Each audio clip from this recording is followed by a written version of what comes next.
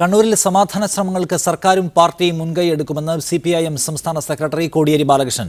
സമാധാന ശ്രമങ്ങളെക്കുറിച്ച് അണികളെ ബോധവാന്മാരാക്കാൻ CPIM-ഉം BJP-യും പ്രചാരണ പരിപാടികൾ സംഘടിപ്പിക്കും. സമാധാന ചർച്ചകളിൽ പൂർണ്ണ തൃപ്തിയാണുള്ളതെന്ന് കുമ്മനം പ്രതികരിച്ചു.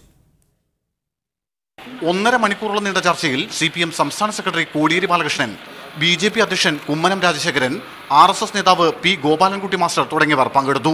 CPM സ്വാധീന മേഖലകളിൽ BJP-ക്ക് പ്രവർത്തന സ്വാതന്ത്ര്യം നൽകാത്തതാണ് പലപ്പോഴും അക്രമങ്ങൾക്ക് കാരണമാകുന്നതെന്ന് ചർച്ചയിൽ BJP നേതാക്കൾ ആരോപിച്ചു.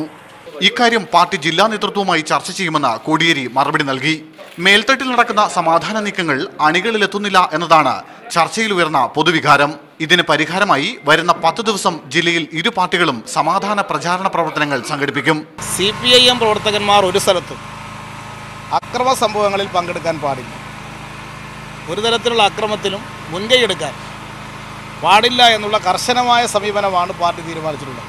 സംഘർഷബാധിത പ്രദേശങ്ങളായ തലശ്ശേരിയിലും പയ്യന്നൂരിലും പ്രത്യേക സമാധാന ചർച്ചകൾ നടത്തും.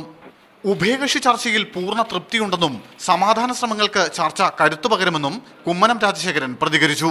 അത് വിജയിക്കാൻ ആവശ്യമായിട്ടുള്ള എന്തൊക്കെ സഹായങ്ങളാണോ പാർട്ടിയുടെ BJP-യുടെ ഭാഗത്തു നിന്ന് RSS-ന്റെ ഭാഗത്തുണ്ടാകേണ്ടത്, അത് തീർച്ചയായിട്ടും ആ സഹായങ്ങൾ നൽകും. സമാധാന ശ്രമങ്ങൾ വിലയിരുത്താൻ 10 ദിവസത്തിന് ശേഷം വീണ്ടും യോഗം ചേരാനും ഇരു പാർട്ടികളുടെ നേതാക്കളും തീരുമാനമെടുത്തിട്ടുണ്ട്. മീഡിയ 1 കണ്ണൂർ.